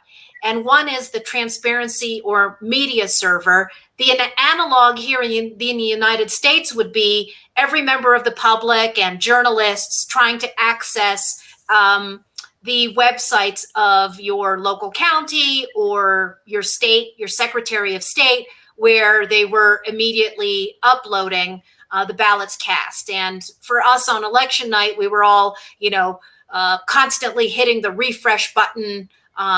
And so that would show up on the server logs. That would be the transparency or media server. But there's another server, and that's the DNS, which is a separate server. Am I explaining that right, Glenn? There's a separate server. Presumably, this is Smartmatic's, their central DNS server. Yes. And what you're showing that's part of their infrastructure. Part of their infrastructure. And what we're showing here is that there are discrepancies between the numbering of the transmission codes on the transparency and media server versus the numbering of the transmissions on the DNS server. Do I have that all right? Yes, that's correct. That's okay, great. All right, let's go to the next slide then. All right. Okay. Okay. Here I'm showing you specific examples. This is part of the 459 election precincts, which were already transmitting the results 1 day to a few hours before they open for voting. Now, these are examples of transmissions from that unaccounted for 9702 and 9701. Now, take a look at the bottom part. That is from the province of Lanao del Sur. It's 3629 if I read it right. Mhm. This is a legitimate transmission code, but 9702 and 9701 are not. So it would appear that there was a canvassing server that was a rogue or bogus canvassing server that was transmitting election results using transmission codes 9701 and 9702. And the most likely place for this bogus or rogue voting canvassing system, canvassing server, is in Quezon Province, just to the east of Metropolitan Manila. I have evidence to prove that that is probably where this 9701 and 9702 came from. So, in that province, there were seven uh, election codes, voting machine. Each voting machine has an election code. There were 7 voting machines that were left blank. The transmission code jumped from supposedly 1 to 52. The voting code the voting machine code is 1 to 52. They reached 1 to 59. So in other words, there was missing number 11, number 12, number 14, number 27. That's what I remember. They were missing. They could be used by rogue machines to transmit ostensible election results, fake election results. So the next slide also shows further other examples of the same transmission. That is, yes, that's 701 until the last part. Now, this one's really funny, guys. The last part, Michelle. The second to the last part. The second to the last one. This one? Can you? Yeah, that one. Oh. They're watching. They were watching porn while counting our votes. My God, they have already cheated our elections. They've already cheated our elections. They've already manipulated our votes, and they're watching porn while counting our votes. And that's the evidence. They were accessing Pornhub and they were accessing X videos. So I'm just going to let you know, guys, what these people are doing to our elections. They did not only cheat, they did not only bastardize our elections, they even bastardized themselves. You know, if it wasn't filthy and dirty enough, that just adds insult to injury, Glenn. I really hope that this is going to inspire people here in the United States to get a hold of the audit logs because I can only imagine what else people were accessing while they were hijacking our election. This is actually the worst election. 2016 was the worst election in the Philippines.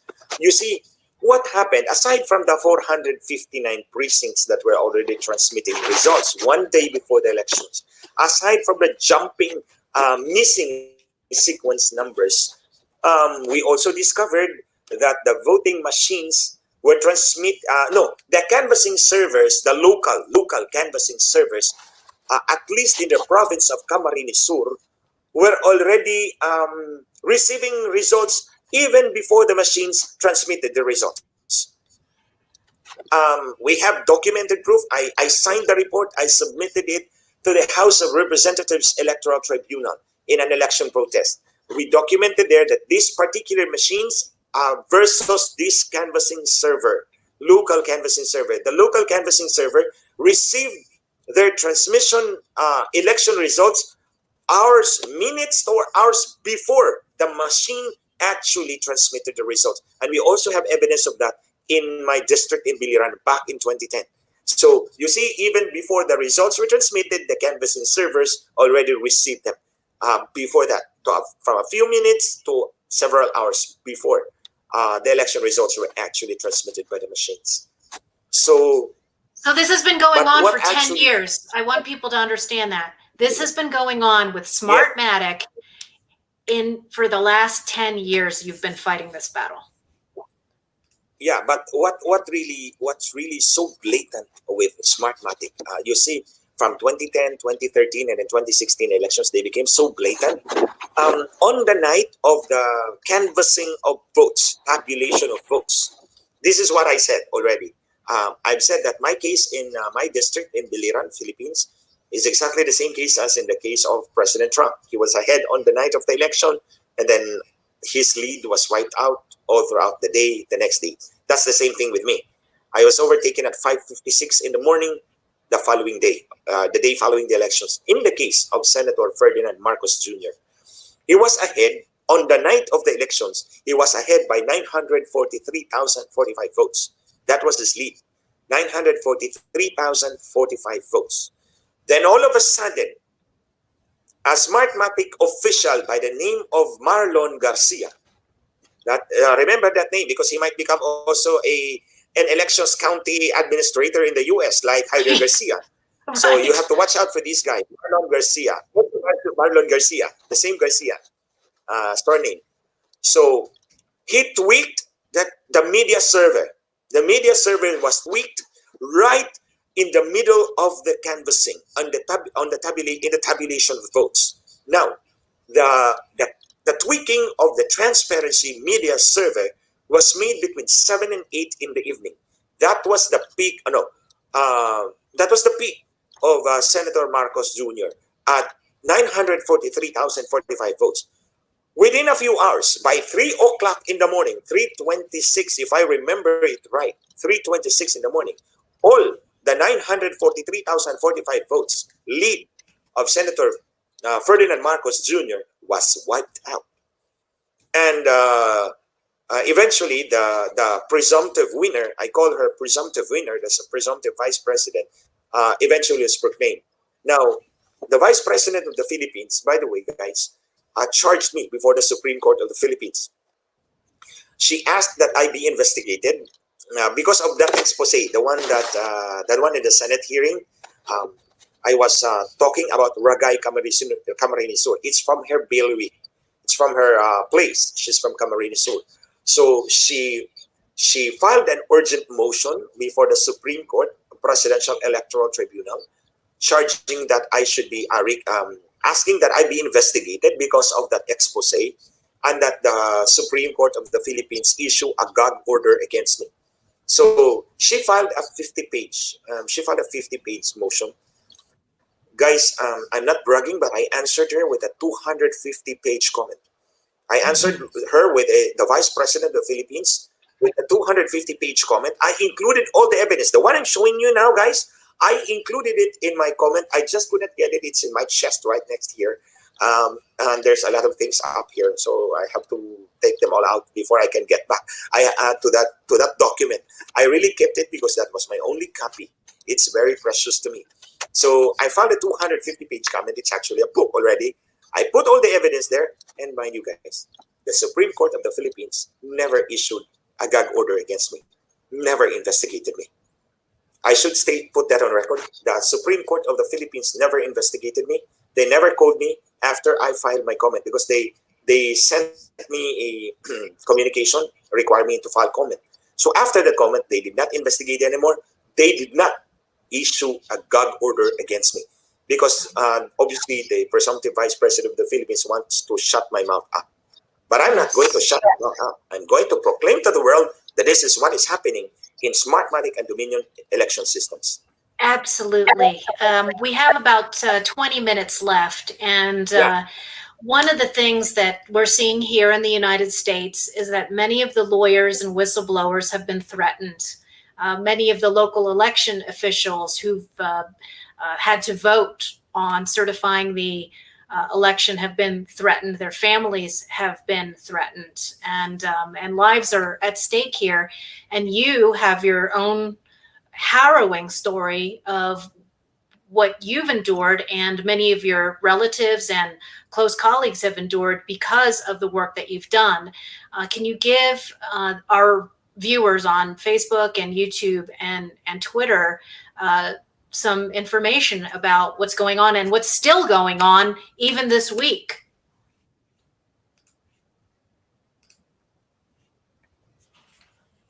Actually, guys, I would just, Michelle, with your permission, I'll just connect this a while to the tweaking of the server. The Marlon Garcia was charged before the regional trial court in the Philippines. Before a warrant of arrest could be issued against him, he fled to Panama. So Smartmatic spirited him out of the Philippines, away from our court processes, so that he could not be prosecuted. and that's the state of our elections in the Philippines. And then, if I may, Michelle, if I may also add the 2019 elections, this is the last that I would like to share with you guys, because this is the last election that we had. The transparency media server was shut down right from the start of the canvassing on election day at 6 o'clock in the afternoon, in the evening, when the results were already transmitted. The transparency or media server was shut down at 7 o'clock. It came back to life. It came back online only at 2 a.m. of the next day, and all the results were already there. We did not see how the election results were transmitted, what was the progress of the election transmissions. We did not see all those things. They shut it down because they were already cheating our elections again. And at the time, I ran for senator. I ran for senator, and mind you, this is the result, and it's really very funny.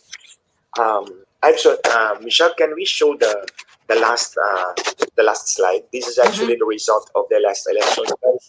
Yes, here it These are is. just examples. These are just examples. The precinct number are successive.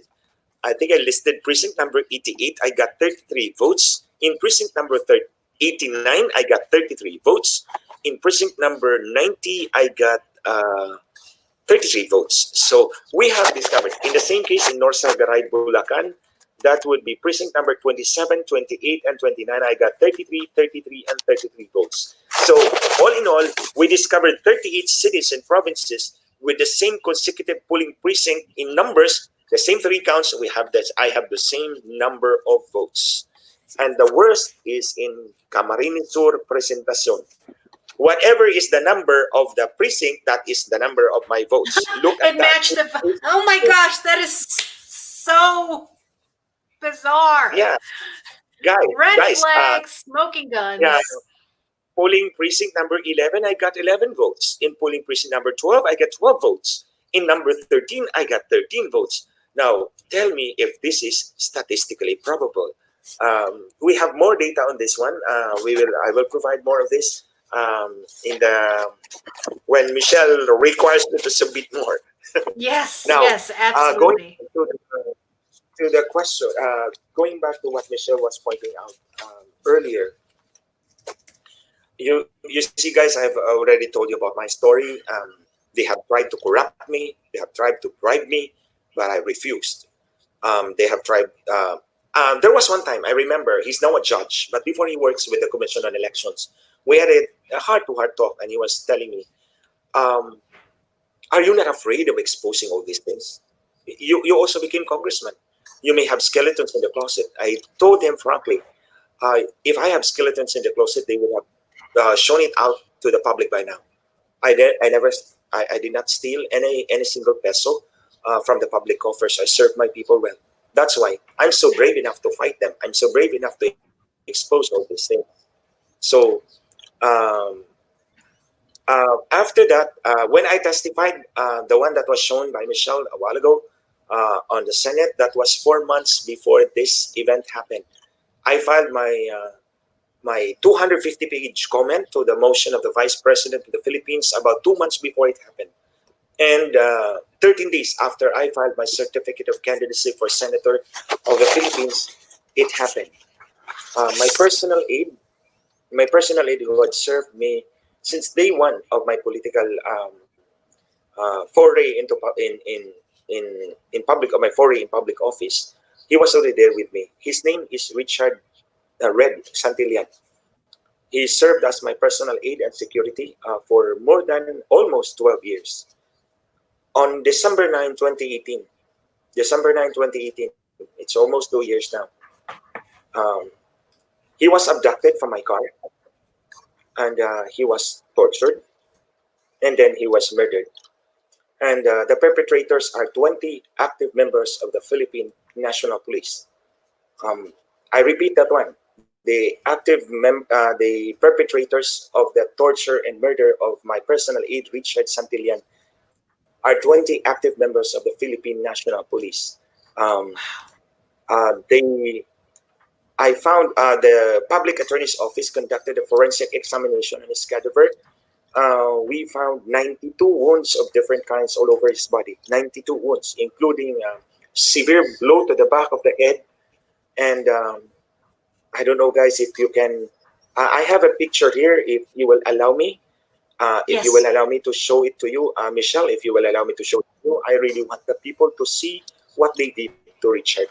Yes. Here it is. This is Richard. Outside of my car, they planted a gun here. This one, they planted a gun. Take a look at this wound. Take a look at this wound. There is no pooling of blood underneath, diba? This is 1.6 Yes. inches long and very deep, yet there is no pooling of blood underneath it and the ground, because Richard was never killed in that place. He was tortured, he was murdered, and he was laid out in the street. They planted evidence of drugs against him because they wanted. What I was thinking, what I was really thinking was that they were trying to force him to admit to a crime so that they can use against me. I remember in 2016. The president of Smartmatic, by the name of Antonio Mojica, came to Manila to have a board meeting. That was in the run-up to the elections in 2016. The chairman, no, the chairman of the COMELEC is of the Smartmatic is Lord Mark Brown, the protege of George Soros. Yes. The president is the owner, actually, is Antonio Mojica. He came to Manila and did a board meeting. There were only 2 Filipinos who were in the board meeting. One of them happened to be my friend. He texted me and he sent an SMS to me and said, "Your name is in our agenda." And then I asked him, "What about me? What's in there?" And he said afterwards, he called me up and told me that the order of Antonio Mojica is to dig up anything about you that they can use against you. That was 2016. They were trying to dig up anything they could use against me, but they could not find anything against me. So you see, NBI charges 21 cops in the killing of Glenn Chong's aide. NBI is the equivalent of your FBI in the United States. Now, Right. I will show you this one more picture. Richard's teeth number 24, 25, 26, and 27 were grinded. Only half of his teeth remain. So I want this to be shown to the world. What kind of people are these that are manipulating our elections? I'm warning you, these are graphic photographs of teeth numbers 24, 25, 26, and 27. They were cut halfway through. Only half remain. Here. It's very sharp cut. It's a very sharp cut. This one. Yeah. There, that one. These are very sharp cut. Only half of the teeth of Richard remain. They really tortured him. He was made to suffer 92 wounds all over his body, and my personal car was riddled with 76 bullets all over in all sides. So eventually, the president of the Philippines ordered an investigation, and the National Bureau of Investigation, your equivalent of the FBI, found treachery, abuse of superior strength, and murder. So they were charged with 2 counts of murder and planting of evidence. Because this gun, the gun that was on his right hand, near his right hand, the one I showed you about, this one, this gun, Yes. this gun. Yes. It did not have his the hands of Richard. Both hands of Richard were negative of gunpowder residue. All of his clothes are negative of gunpowder residue. My car is negative of gunpowder residue. There is no DNA profile of Richard in the gun. The gun, despite the fact that Richard's right hand is full of blood, the gun was quickly clean of any blood, while no blood stains whatsoever. So it was merely planted by the police. The 5 pieces of illegal drugs, I also forced the crime laboratory to produce a report, a fingerprint report, and they said there is no smudge whatsoever. It's perfectly clean. So how come it ended in the pockets of Richard if he did not hold it? So these were all concocted story of the police. You know, the Philippine National Police, the rogue elements. I'm not saying everybody, but the rogue elements of the Philippine National Police are at the forefront of criminality in the Philippines. And I charge the Philippine National Police for this. They have been unable to rein in on their rogue elements, and there are many of them. Not all of them. I should be frank about this. I still have faith in the Philippine National Police. But with respect to this case, they have been attempting to cover this up. Yes. As a matter of fact, here's an article from August on alleged concealment of evidence in this case. yes, that is the chief of the Philippine National Police. He's the top-ranked police official in the Philippines. I charged him with 6 counts of obstruction of justice. No, 5 counts of obstruction of justice, 5 administrative counts, and grave misconduct and conduct prejudicial to the best interest of the service, because that general refused to provide the evidence in the case of Richard Santillan. In fact, Michelle, ladies and gentlemen, this is probably for the Guinness Book of World Records. For 2 counts of murder, it has spawned 40 criminal and administrative cases. I have filed 40 criminal and administrative cases springing from that incident. I have charged 7 police generals, 9 police colonels, and scores of other junior officers, aside from the 20 killers. I'm showing by clear example to the people, to the world, and to the Philippine National Police, I'm not about going to surrender. I'm going to charge you even if you are generals. You see, in the Philippines, people are afraid of police generals. I'm not. I'm showing to them. I can charge you the way anytime I want to charge you. That's why it's only now that 7, including 2 chief PNPs, Chief Philippine National Police, Chief of the Philippine National Police, 2 of them I have charged. So 7 police generals, 9 police colonels, and scores of other junior police officers I have charged in 4 tribunals. And I told them, if I lose in the lower courts, I'm going to bring it up to the Supreme Court. It will take us decades. This is decades of fighting. I'm not going to surrender because I'm not going to give up Richard Santillan. What I heard from the intelligence community is that the price for this operation was $3 million. $3 million was paid for this operation. They could not hit me. They could not hit me because I'm very well known in the Philippines as the foremost critic and opponent of Smartmatic. The foremost. I've gone around the Philippines in schools. I've given speeches and talks across the country about election fraud, and they could not do that to me because it would be very bloody, so messy. So they took Richard out because they knew I trusted him so much. He was like a brother to me. I really treated Richard like a brother to me. I trusted him with everything. He was next to a brother because my brother, as I've said, he's a doctor in the state. I don't see my brother often, and Richard was always by my side 24/7. So it was only on that night, and you see, Richard was murdered just 9 hours after he was giving Christmas gifts to poor children beneficiaries in poor communities.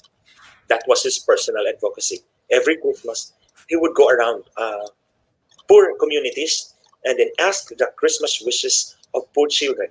Then together, me and Richard, we would go around our circle of friends and ask for those gifts. So then we would match sponsor with the beneficiary. And then Richard would go back to the place and distribute those gifts. So on that day, Richard was distributing gifts with police officers because that was his partners in the project. Police officers, uniformed personnel. About 9 hours later, that's when he was abducted from my car. He was brought to the safe house, tortured. And by the way, Richard also suffered 5 puncture wounds in the back of at his back. This was they probably used a screwdriver or an ice pick. These were very shallow wounds intended to draw out blood. And they also lacerated his lower back about 4 inches long. It's very deep and 4 inches long. They shot the first and second digits of his right foot. He suffered so many contusions and hematoma and abrasions in different parts of the body. Right now, we are already, as shown by Michelle, the National Bureau of Investigation charged all of those police officers. They are now on trial. 2 of them, of the 20, it's actually 20. Of the 20, 2 of them already died. they suffered cardiac arrest. They were also arrested by death. And then the 2 surrendered, and the 16 are still out at large. So that's when of course, the Philippine National Police has failed to show me earnest efforts of arresting these 16 killers. The 2 others are on trial now. As a matter of fact, after this interview, I will have to prepare and go to the courthouse for the continuing presentation of our evidence. And at this time, I would really thank the court. I would like to thank the judge. We have a hearing almost every other day. Almost every other day. This is unheard of in the Philippines. I can attest that. I can attest to that. Usually our hearing is one setting every month. Here, in this case, we have one hearing every other day. By next week, it's every day. And then the week after that is every day. So we will have a hearing until December 23. And then we'll have pause for a break and then go back in January until the case is finally resolved. By the way, the case file of Richard is more than 1,600 pages. The case file, the main case file, is 1,600 pages because we have almost 1,000 pieces of 1,000 pieces of documentary evidence. The evidence are over 1,000 pages, showing that there was no police, there was no legitimate operation. It was really a liquidation, and they have to do it in the street. They have to show it to me because I was the audience. They wanted to strike fear in me. And this is what I always tell Michelle, guys, this is what I always tell these people, these criminal elements. It's about time that the police must be taught a lesson, a hard lesson at that. Not every Filipino is afraid of you. You picked the wrong enemy. And I'm going to fight you even if it takes me decades. I've already shown it to them. I have fought Smartmatic and Commission on Elections for more than a decade. If I survive more than a decade, I can survive another 2 decades more or 3 decades more of my life. But we want to make sure that our elections will remain free, fair, and credible. So in the same case, I know that there are so many bad elements in the Philippine National Police, but I would also clarify this. The ones helping me in the investigation were also police colonels. So it's like the PNP is divided between the good and the bad. So I'm going after the bad elements, and the good elements of the PNP are the ones helping me, and I'm very grateful to them. They have helped me so much. These are also colonels. They're helping me attain justice for Richard because this will set a precedent that police officers, criminal elements of the Philippine National Police will finally get to face their day in court. They're going to prison for what they did to Richard. And I keep fighting for Richard. And now I have no one else to blame. I have no political enemies. The only one I can blame is, of course, Smartmatic. That's a very obvious enemy. They've tried to bribe me. They've tried to derail me, but they could not. I keep on pushing, and that's why they took out the person I treated so much as a brother, like Richard, because they wanted. The message was very clear to me. It was a message of terror. But this is what I always tell them, Michelle, guys. This is what I always tell them. Everybody who has a heart has fear. Everybody who's got a heart has fear. So don't threaten me. Don't strike fear in my heart because I can also strike fear in your heart. Now, I'm not going to lie down on a casket without tagging you along with me. That's what I've always told them.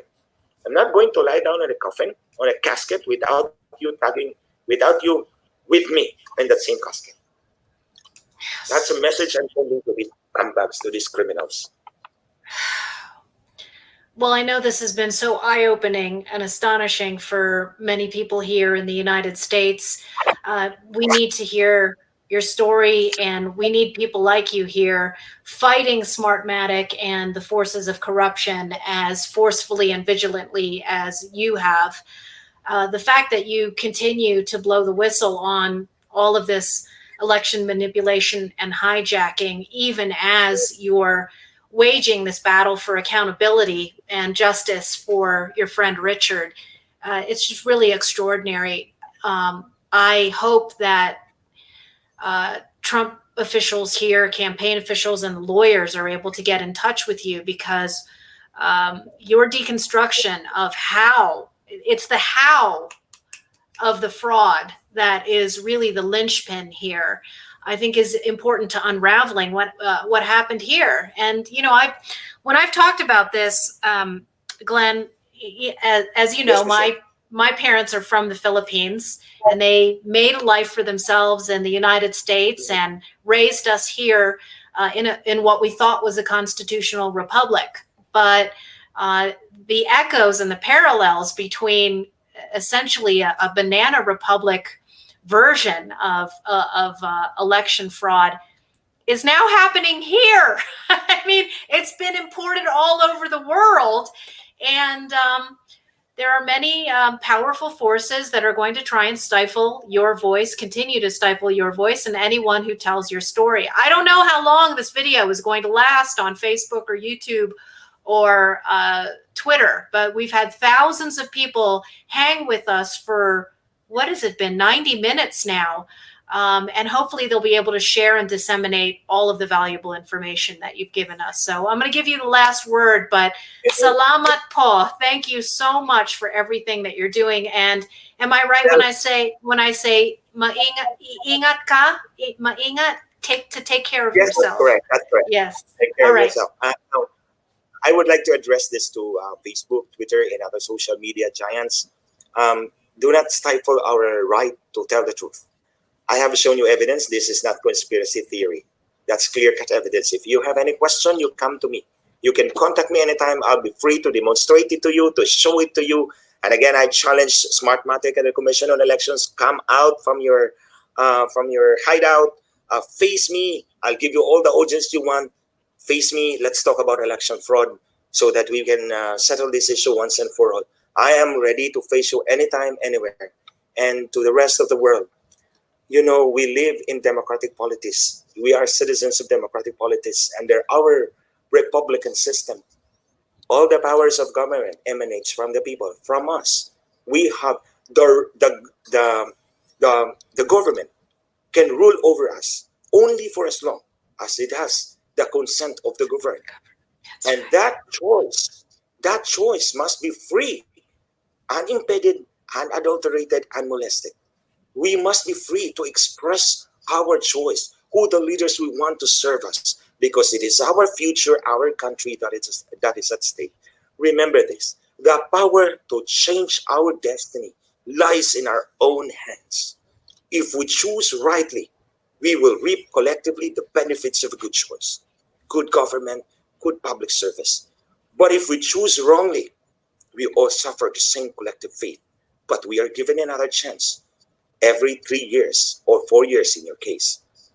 But then if our elections are stolen, manipulated by a few people who want to control us, then we lose our future. It will lead us to nothing but perdition. So I hope each and every one of us, all citizens of democratic politics across the world, will band together as one fighting force to stop this manipulation of our elections, manipulation of our future. I'm here. I've been fighting for more than 10 years. I hope we will all expand in numbers and fight all the more, because it's our future. Look at your children. Look at your grandchildren. They cannot fight now. Only you can fight for them. Let's fight together for our future, for our country. Amen. So beautifully put. And I hope that you've inspired many people here in the United States. And it will take a global partnership and effort of sunlight, because sunlight, of course, is the best disinfectant, and there's a lot of filth and dirt to clean up. Thank you so much for your time. God bless you. Yeah. We appreciate it, and I hope to talk to you again soon, Glenn. Thank you. Thank you so much. Thank you so Okay. much.